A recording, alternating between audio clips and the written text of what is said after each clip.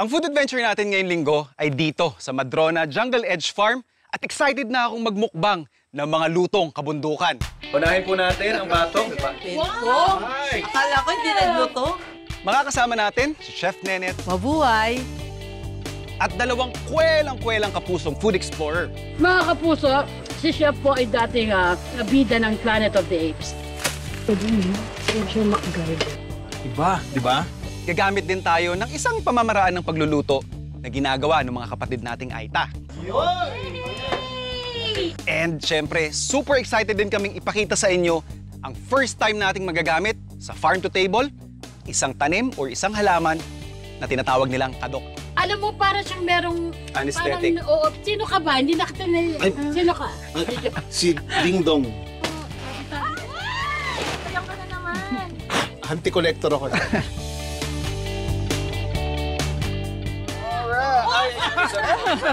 Hati-hati tayo. Explosion of flavors. Oh my God! Diba? Best job ever!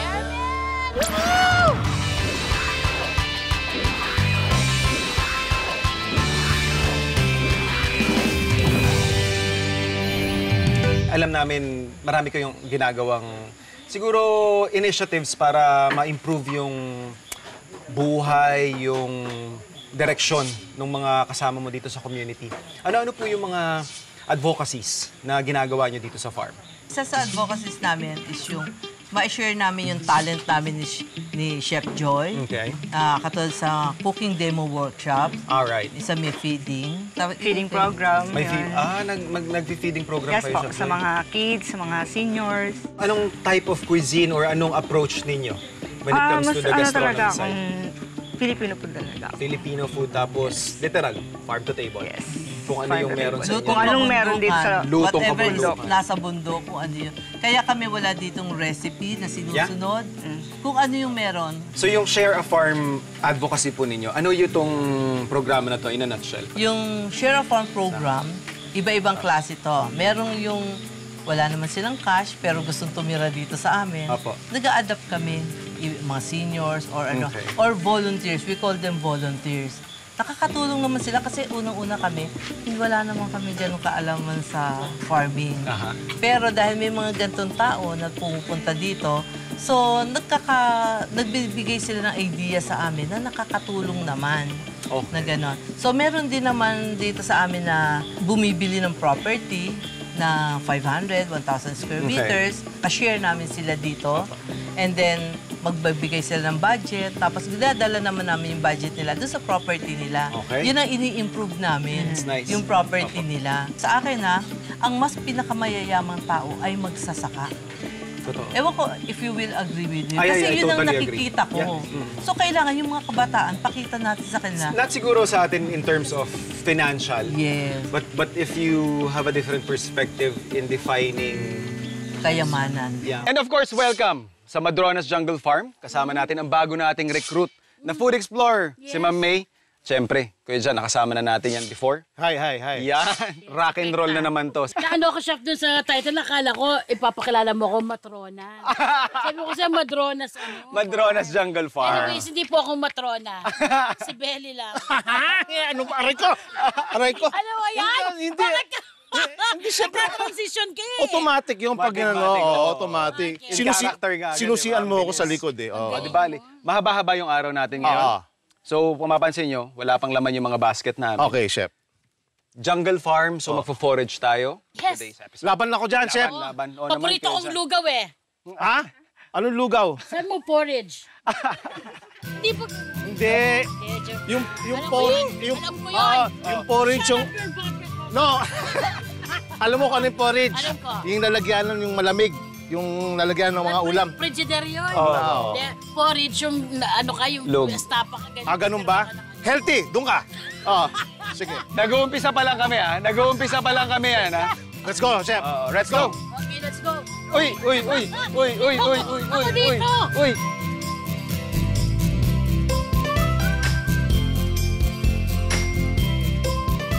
Nakilala namin to nung napunta kami sa isang farm, flower farm, Bukid Amara. So, edible flowers. Pag kinain ba pati ito? Pwede man. O just the flower? Pwede po. Kahit yung pinaka-base niya. Pwede. Mga kapuso, ito'y tumutubo sa napansin ko. Sa ibabaw ng bubong. So baka pwede natin tawaging roof flower. Roof flower. Pwede, pwede. More on visual siya. May konting tamis yan. Yes. Ito parang napansin ko parang lasang chicken. Hindi kaya tingnan mo yan? Pipadas ako ng mga ilan More on garnishing. Ito, first time namin siyang magagamit. So, ito yung tinatawag nating kadok. Kadok? Kadok. Parang naano ko na po. Hindi naman to yung sa mama, no? Actually, nasa pamilya to ng betel leaves. Betel leaves. Oh, so mukha-mukha siya nung inanganga. Oo. Pero this is much better. Walang yung explosion of flavors. Oh my God! Di ba? Nasang tungkod. Hindi, seryoso to, chef. Para siyang may anesthetic effect sa dila. Papansin niyo parang namamanhid yung dila natin. Yun! Parang ito, na very, very mild. Ano ba ito? Ano nangyayari? Oy! Oh, Hindi na makapagsalita siya. ay, hindi. Tawagin mo si Katok. Yun nga, yung ganyang reaction, yung ganyang flavors. If we can tame it, How? masarap siyang ihalo. Sige, chef, ituloy mo yan. Teka, sakit na rin siya ako. Chef, grabe to. Oo. What I've seen other countries do with this ingredient, minimix nila tapos ginigrill nila. So I think the grilling technique would somehow siguro lessen yung ganyang Totoo. impact sa bibig. Guys, wait lang po ha. Alam mo, parang siyang merong... Anesthetic. Parang na-anesthesia yung dila. Parang namanhid ka no? Nang very, very mild ha. Sino ka ba? Hindi nakita na... Sino ka? Si Ding Dong. Oo. Parang Ding Dong dati. mapanghibang Ding Dong dito. dati. Oo. Eto, ma'am, oh. May mulberries din sila. Uy, Very. mulberry. Pero alam ko, gagamitin to ni Chef Nenet eh. I think it's rich in antioxidant. Oh, pwede bang i-sample lahat sa kanya yung isang dahon? Nangunguya to, chef? Oh, talbos lang naman siya. So, siya yung kwan. So pwede siyang, may roughness May roughness. May roughness. Ang konti niya kumagat, no? Ang galing manggulang. And yet it's creamy. Dagdag natin dyan sa basket mo, Ma'am May. So meron tayo dito kamantige. As far as I know, endemic na species sa Pilipinas. Sige nga, May. Di kaya mabusog na tayo nito. Hindi, Ay, sige, so tikman kahit mo, May. isang kwan yan, Ah. ma'am. Eh, kuya dyan, di ka makakalusot. Anong tawag dito? Yan po ang kamantige. Uy! Ay, may langgam, may langgam na May pait, kinain may mo. May langgam. Mapait, Oo, mapait. medyo may strong, ano siya. Oo nga, no? May Yeah. pait. Pag dinasahan mo, may strong na something, pero aftertaste, wala naman. Oo. Yeah, maganda yan, may aftertaste ng langgam yung kinakain Oh, mo. yan. Tapos ito naman yung kilala natin, sikat to. Yes. Blue ternate, Opo. Ito, may tanim ako nito. ternate. Oo. Matagal ang buhay nito, tsaka ang bilis mamulaklak. Ayan, ang dami. Ayan. Oo. Oo.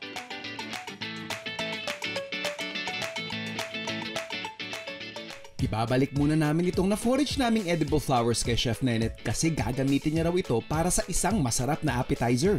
Sa paggawa natin ng ensalada ng kabundukan, depende sa season ng prutas. Katulad ngayon may pomelo tayo, tsaka rambutan, yung mga talbos ng iba't ibang dahon, at tsaka edible flowers. Ang dressing naman, hindi kailangan ng iisang brand. Basta meron lang kayo ng something na maasim. Cashew vinegar ang ginamit natin dito. Ayan. Dahil maasim, kailangan lagyan natin ng something sweet. So meron tayong honey, something salty. Ito ang aming patis dito sa kabundukan. Tapos syempre dapat meron tayong something spicy. Spicy ang oyster sauce. Para magkaroon siya ng oriental taste, gamitan natin siya ng Korean samjang. Pagka nag-blend na siya, lagyan po natin ng sesame oil. Ay, titik na siya. Set aside muna natin siya.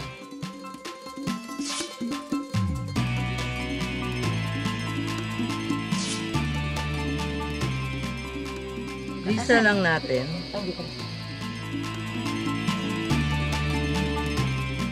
So, ang mga bata, ang tawag nila dito, magic juice. Kasi, pag sinerve namin to sa kanila, ganyan, meron tayong goblet with ice, lagyan natin ng kalamansi, and then, at saka natin lagyan ng glutinate. From blue, naging purple. Dito po sa Madronas Jungle Edge Farm, ganito pag-welcome namin. Una, meron tayong welcome drinks and salad. Siyempre, may soup tayo. Ang soup natin, yung beef shank with tendon. Oy. Tikman niyo yan. Ayan. Naman. Opo. Tapos meron tayong main course, kalabasa, breaded kalabasa, flowers. Tapos yung menudo Shanghai at saka lechon. Casual lang yung pagka. Opo. Siyempre, lechon. Correct. Pang-araw-araw na po sa atin. Araw-araw. Opo. Tapos meron tayo yung banana turon, may langka, tapos may tsokolate. Unahin po natin ang batok. Ay, siling. Ako pang asin. Ay, may lutong. Ay! Akala ko hindi naglutong. Aray, aray! Wow! Wow! Diba? Ang lambot niya. Sorry. Hati-hati tayo. Yung rambutan at saka yung lechon. Opo. Diba? Nabe-blend yung salad, diba? Yun yung pinang-sauce ko yung dressing eh. Ako na, Wow! Ito nasang fiesta. Ito lang sa malapasa. Ito, malutong yet creamy, di ba?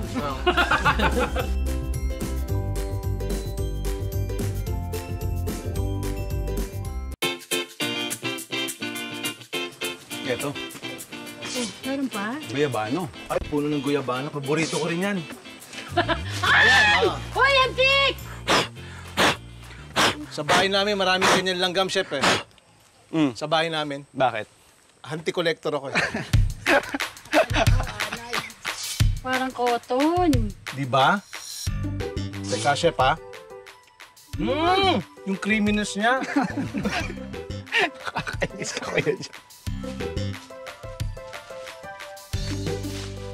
Palok. Lalapit kayo. Nagsisin ng palukan ba kayo? Pag gantong may mga makukuha kang talbos.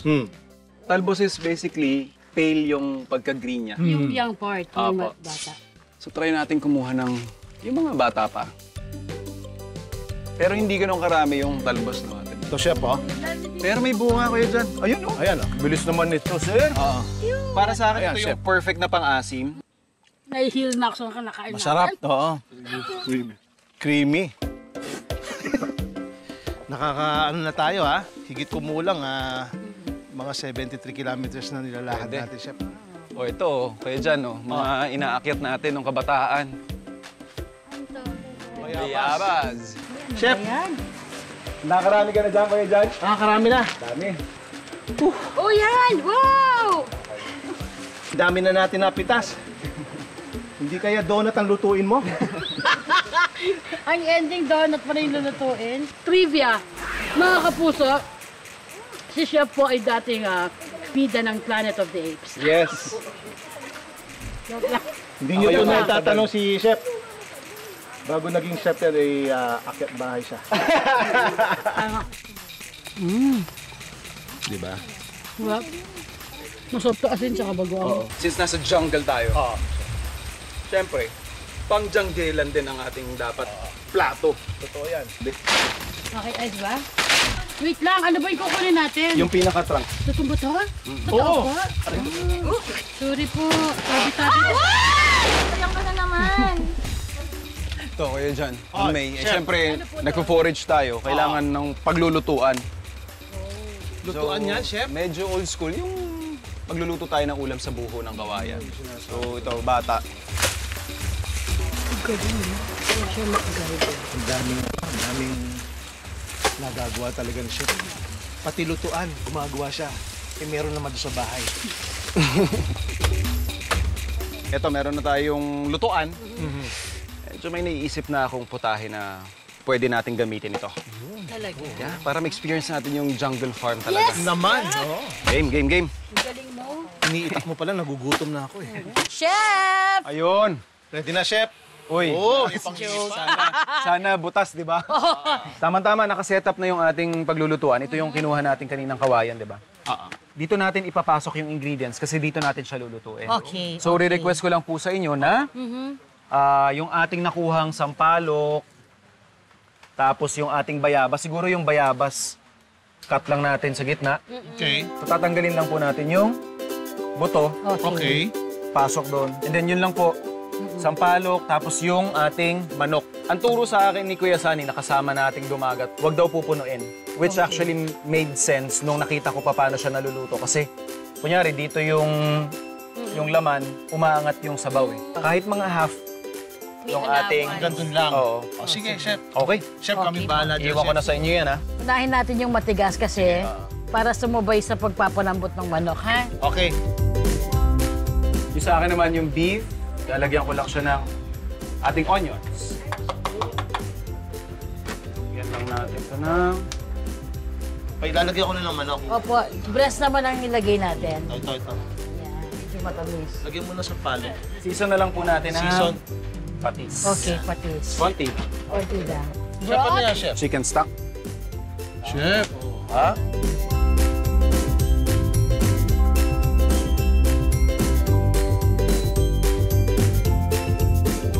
So meron tayong kadok or kadok na plant, tapos meron din tayo ng mulberry. Okay. Since may sobra tayong mulberry leaves, ganito kasi yung gagawin ko sa ating kadok.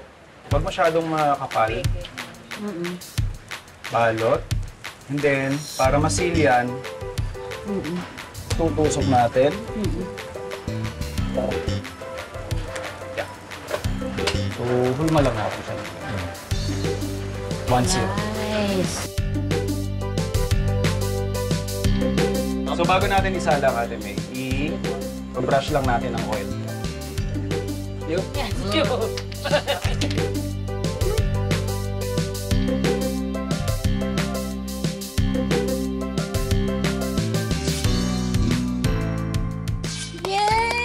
Chef! Oh my! Ang ganda! Uy, thank you, Chef, ha? Yes! Uy. Okay na po, sa kidney meal ako. Kidney meal, ah. So, Nagbago ba yung lasa?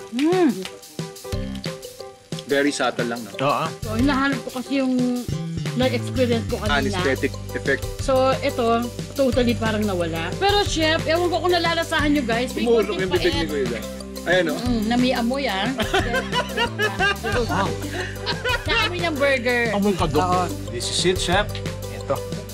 Curious ako dun sa lasa. Ngayon lang ako nakapagsigang ng bayabas at sampalok. Yun yung bayabas na. Ayan na, lumabas na. So, combination, ano? Ayan. Ganda nito. Yun, No? oh. Oh, yun yung mga pinaglalagay namin kanina, Chef. Yay! That's it! Nice. Boss! Anong part sa'yo, Ate May? Woohoo! Ako po yan. Excuse me. Yan ang gusto ko. Nako! Mainit. Mainit. Hindi, masarap. Nako, Chef, ibang klase. Nag-aaway yung bayabas sa asin. Parang meron kong 2 meals na kinakain. Talaga? Nice. Sabaw pa lang po ito, ha. Parang sinigang tapos yung sinigang sa bayabas. Ang sarap-sarap niya, hindi na kailangan ng additional pampalasa. Sarap. Oo. Oo, hindi tayo mapapahiya dito. Oo, totoo. Kung mapapansin niyo yung parang maliit na stream na to, ang daming nagkalat, nagsulputan ng mga ganito, gabi. Pakat mo lang wag doon sa pinakadulo or pinakapuno. Tapos importante na tinatanggal yung parang pinakabalat na yan. Ito turo na airpods to. Para hindi makate.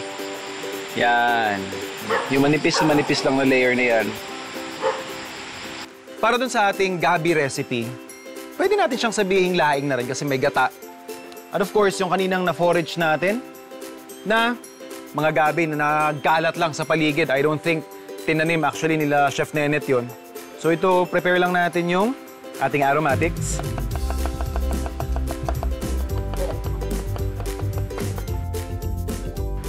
Yung ating sibuyas. Yung ating bawang. So, kukat lang natin. Siguro yung mga 1-inch portion yung stem ng ating gabi. Lagay lang natin yung ating stem.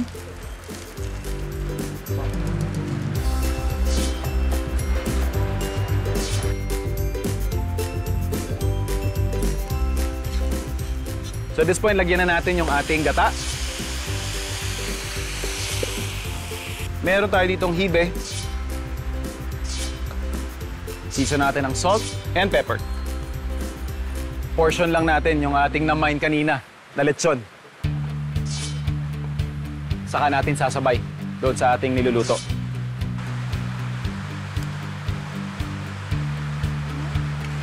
Paiigahin natin yung ating sabaw. Pwede tayo mag-serve. Uy!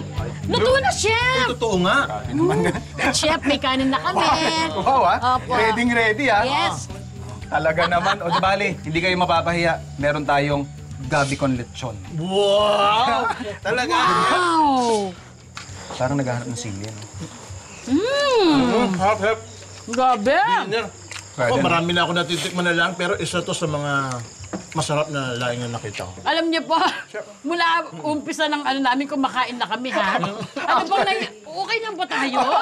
Actually, Tama pa ba itong nangyayari sa atin? pamula nakita-kita kain. Matatapos tayo sa kain. Opo. Anyways, guys, you have no choice. Best, You know. best job ever! Amen! Woo! Sa pagbagsak ng ulan, naghanap kami ni Ma'am May at Kuya Jan ng panghimagas na pabagay sa malamig na panahon. At hindi naman kami binigo ni Chef Nenet na agad kaming hinainan ng kakanin at tsokolate batirol. Sa mga nagtataka kung ano itong kakanin na nakabalot sa dahon, gawa ito sa pinagsamang kalabasa at balinghoy. Simple lang ang paggawa ng dessert na ito.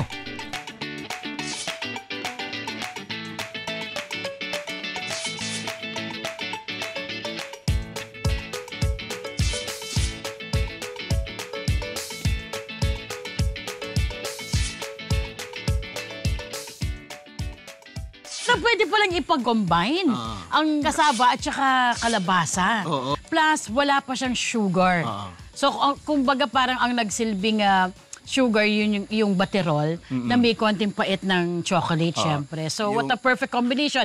Habang kinakain ko, Totoo. kala ko, kuya, parang gusto na kitang batian ng Pasko eh. Hindi ba? Merry Christmas. Ayun ang mga sinasabi ko. Gusto ko nang magmano dapat eh. Oo. Kinabahan ako parang wala kang ibibigay na ano pa. Ayun na talaga kung may bibi. Pero sinabi mo na surprise ka doon sa lasa ng balinghoy at saka ng batirol. That's right. Paano ka na-surprise? Yung wala, Ito yun ang Ganun. sinasabi ko. Ikaw, wala ka na surprise. Wow! Ganun, no? Pinaka-highlight na gusto kong nangyari today, yung foraging. Salamat sa Farm to Table na meron akong naintindihang panibagong word na magagamit ko. So yung foraging pala, kung ano yung nakita mo dyan na available na pwede mong kunin. Tapos, isuserve mo sa table. Yun yung exciting part. Dito ko nalaman na Correct. marami palang mga uses yung mga pinagpipitas natin kanina. At saka siyempre na commune with nature tayo kanina, di ba? Yung inatake tayo ng langgam kanina. Ano talaga yon, napaka-experience nun, di ba? Yung ang lalaki ng mga langgam, naging antique collector tayo kanina. Yes. Perfect yung welcome, merienda, yung dinner.